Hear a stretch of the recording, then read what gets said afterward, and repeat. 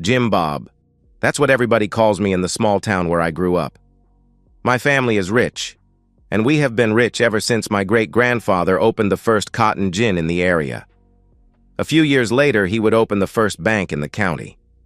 Much later, my grandfather would open a Ford dealership. By the time I came along, our name was well known. We lived in a mansion on 120 acres near town and drove new cars every year. I was a little chunky, so I did not have a girlfriend in high school. But that changed in college. Girls seemed to like riding around in a new Mustang with a guy who always had a pocket full of money. There was one girl that I really liked.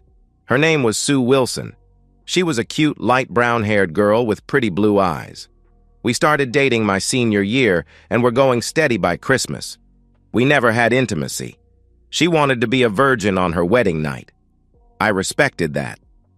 Even when we drove to Panama City for spring break, there was no intimacy. Soon after I graduated, we flew to Vegas and got married. It was a surprise to everyone. Dad said he would have paid for a wedding here in town, but Sue and I did not want a big wedding.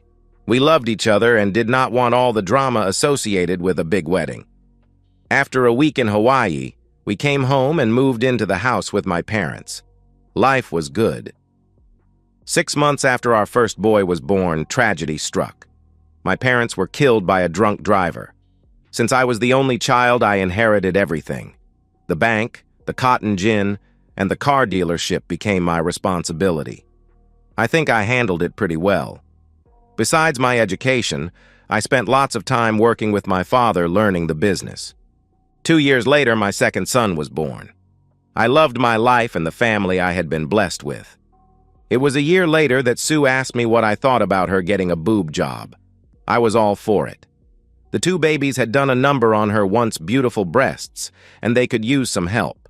We found a surgeon, and she went from having sagging 32C cup breasts to 36D cup breasts that stood proudly on her chest.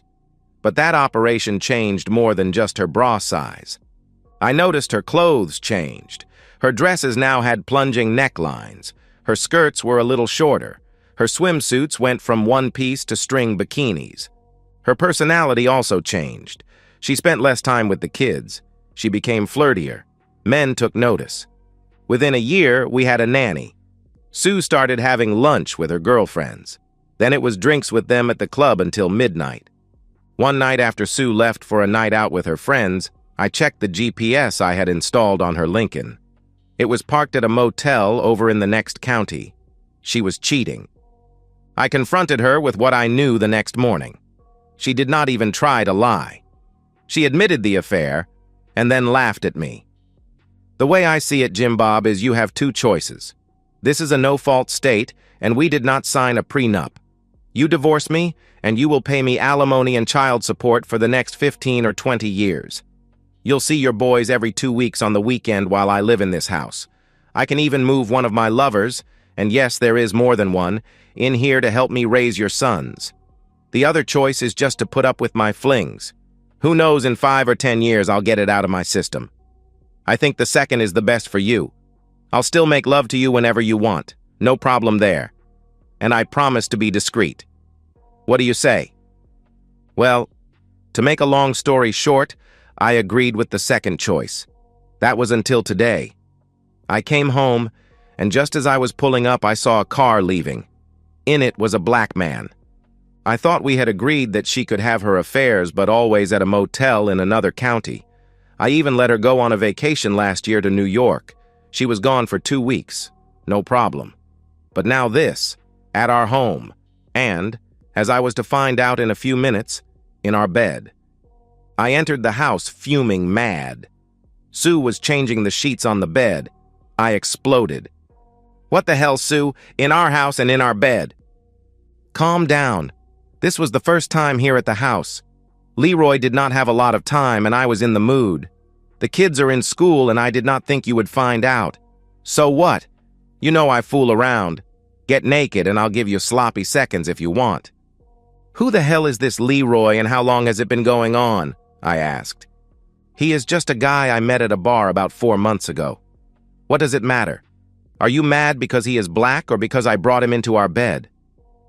I am mad because of everything. I want you to stop.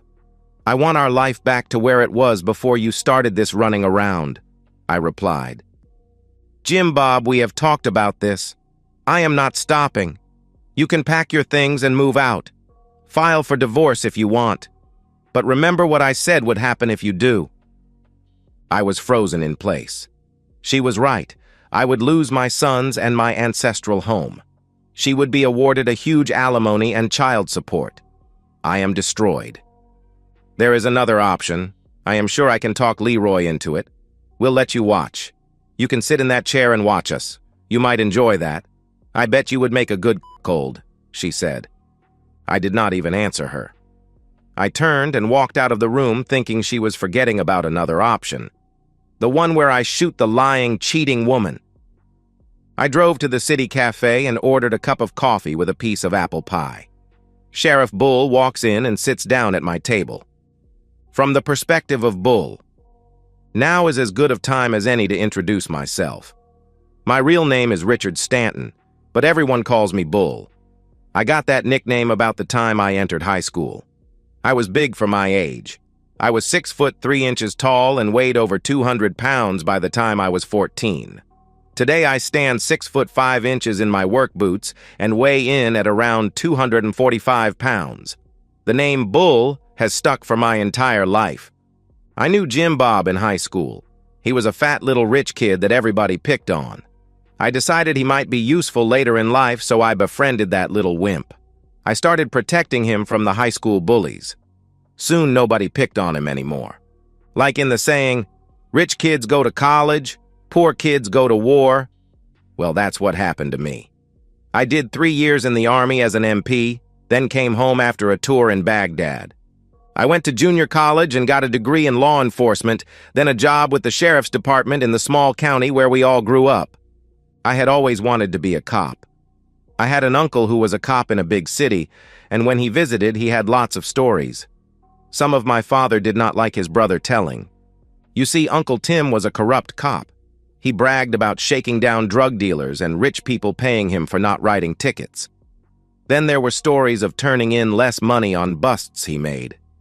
Even though my dad did not agree, I think he envied his brother. This guy retired and moved to Florida with a pension and enough money to live the rest of his life.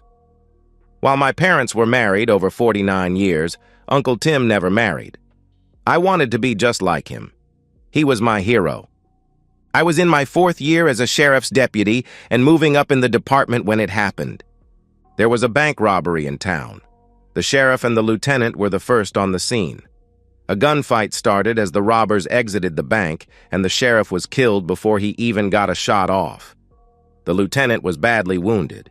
He would never walk again. I got there just in time to see what was going on. The robbers were in the getaway car and starting to pull away. I slammed my patrol car into theirs.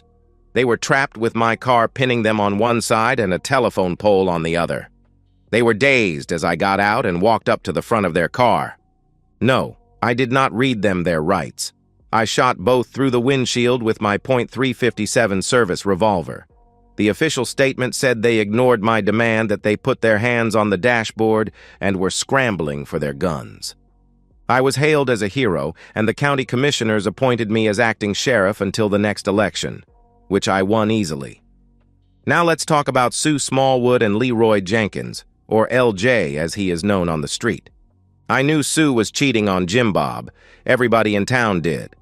What I did not know was that she had taken up with Leroy. That is until the DEA agents came into my office with information about Leroy and his current lover, Sue Smallwood. The DEA wanted to turn Leroy and needed my help. That's the way it works in the drug business. Catch a little fish, then he helps you catch a bigger fish so he does not spend the rest of his life in jail. Since Leroy was operating in my county, and without paying me for protection, I gladly agreed to help. I secured a warrant and placed listening devices in Jim Bob's house by using one of my contacts with the cable company. While I could not see her and Leroy, it did not take a genius to know what was going on. I listened that afternoon as the two lovers made plans to combine a night on the town with one of his deliveries. But what was a lot more interesting was the conversation between Sue and Jim Bob after he came home. He needs my help. Sue had lied to him about this being the first time Leroy was at their house. I had recorded 3 other conversations between the two lovers, and who knows how many times he was there before I started listening. I had a plan in mind when I pulled out a chair and sat down with him at the city cafe. "I know what's going on with Sue and Leroy Jenkins." "How?" he asked. "Leroy's in trouble with the feds. I was brought in and Sue's name came up." "I'm going to kill that cheating woman," he replied. "Calm down, Jim Bob. I have a better way." For the next 15 minutes, I explain what I can do. My last sentence was, "But it is going to cost you." "How much?" he asked. "The way I figure it, she would get a minimum of $5,000 a month in alimony and about $2,500 a month in child support, which would last for at least 15 years. The alimony could go on forever. I'm thinking $100,000 in cash, and one of those new Ford 4-wheel drive pickups every couple of years would cover it." He shouted "Deal" and almost jumped across the table to shake my hand. I should have asked for $250,000. I'll have to remember that next time. "Go home and act like everything is fine. She is going to tell you that she is going to be gone this weekend. Actually, she is spending it with Leroy at his cabin at the lake. That's where I'll get them." Again, we shook hands and I left. I did wonder if he could pull it off. Probably. He has known of her cheating for years. One more night of pretending should be no problem. Back to the perspective of Jim Bob. Saturday morning, I was making breakfast for my sons when my phone rang. It was an unknown number, so I did not pick up. After breakfast, I was cleaning the kitchen when it rang again. I still did not pick up. It rang again with the same unknown number as I was about to start lunch. This time I answered. "Jim Bob, why did you not answer my earlier calls?" "Sue, I am sorry the caller's ID said unknown number, and I was busy with the boys. Why aren't you using your phone?" "Jim Bob, honey, there has been a terrible misunderstanding. Sheriff Bull has me in jail." "What? Why?" I try to act surprised. "I'll explain it all when you get here. Please hurry. I've been here all night and I want to get home. I'll be there as soon as I can get somebody to look after the boys. Sit tight and don't talk to anyone until I get there." I cut the call and started laughing hysterically.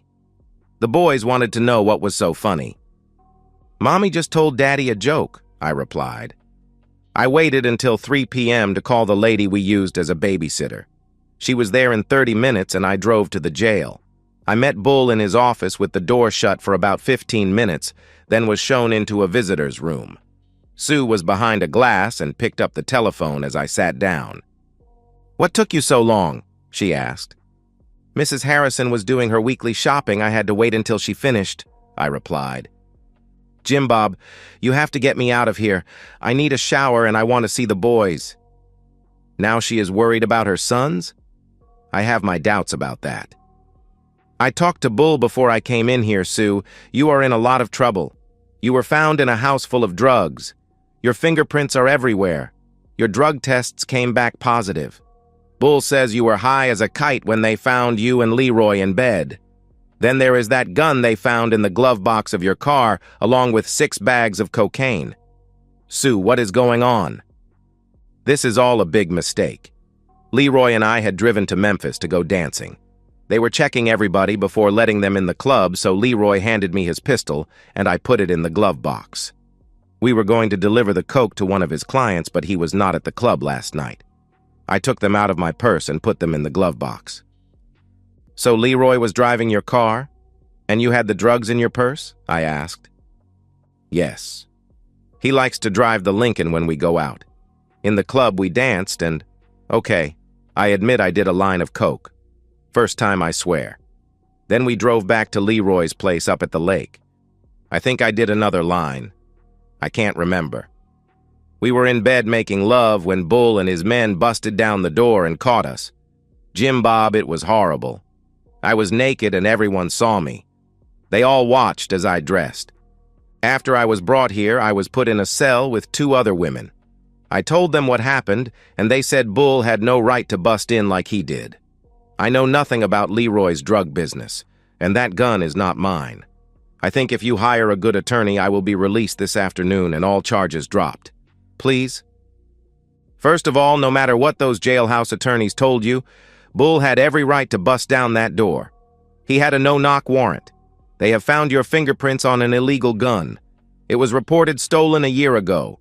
If there is a body on that gun, you will be charged as an accessory to murder. Not true, but I want to give her something to think about. Your fingerprints are all over that house, even on the packages of coke in your car. Of course, your drug tests came back positive. You are in big trouble, Sue. On top of everything, your case is going to be handled by Judge Parker. His daughter died of a drug overdose 3 years ago. He is very hard on drug dealers and their associates. You will be going before him Monday morning for a bail hearing. Until then, you might as well get comfortable. Jim Bob, we can get through this. Get me a good attorney. Then when I make bail, we'll work this out. Leroy will testify I had nothing to do with his drug business. When I get out, you and I can start over like you want. I'll quit running around, she started blabbering. Stop lying. First of all, Leroy has been under surveillance for over 3 months. The feds know he was at our house a number of times. They wired our house, so all the conversations you have had with Leroy at our house are recorded. Now you are asking for my help? What a joke. 3 days ago, you wanted me to be your humiliated husband. Last night, you were found high on coke and with a black coke dealer. I will not be at your bail hearing, and I will not be getting you an attorney. You are on your own from this minute forward. I hung up the phone and walked out of the room. Sue was pounding on the glass, but I never looked back. 2 days later, she was served with divorce papers as she sat in jail, unable to make the $250,000 bail. She never once called to talk to the boys or even asked about them to my knowledge.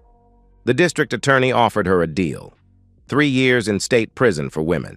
She refused until she found out that Leroy was going to testify against his Mexican drug connection, and then he was going to do 3 years in a federal prison camp. Upon his release, he was going in the witness protection program. Sue decided she did not want him testifying at her trial. She was told by her public defender that if he lied under oath, his deal would be nullified. There was a lot more to the story of her and Leroy than she wanted to come out. Sue went before Judge Parker and ended up taking the deal. The surprise was the judge ordered her to have 2 years supervised probation after completing her sentence, and during that time she was to enroll in a drug rehabilitation program. Our divorce flew through the court system. Sue was present in the courtroom when this judge awarded me full custody of the boys. There would be no alimony, and Sue could apply for visitation privileges when she got out of prison. But the visits would have to be supervised. The judge noted that she had a drug problem and would be attending a drug rehabilitation program. Sue did not take this well and screamed that this was all my fault. She would see me in hell for letting this happen to her. What kind of sick logic is that? She gets caught high, in bed with a black drug dealer and with a gun and coke in her car, and it's my fault? The judge added a permanent restraining order preventing her from coming within 1,000 feet of me, my house, or one of my businesses. She was led away screaming. Switching back to the perspective of Bull, I had the arrest warrant 2 days before I served it on LJ. I wanted him and Sue to be caught together. The gun and her fingerprints on the bags of coke just added to her problems and made the divorce from Jim Bob easier. I love this truck. It has all the bells and whistles. I take it up to the lake and do a little fishing whenever I get the chance. Sometimes I even take one of my girlfriends up to the cabin that once belonged to Leroy. I bought it when the feds auctioned it off under the federal forfeiture policy. Life is good. And that's the end of today's story. If you enjoyed it, please give this video a thumbs up and drop a comment below. Your support helps the algorithm push my content further. If you're new to the channel, don't forget to hit that subscribe button. It really helps me keep creating more stories for you. Thanks for watching, and I'll see you in the next one.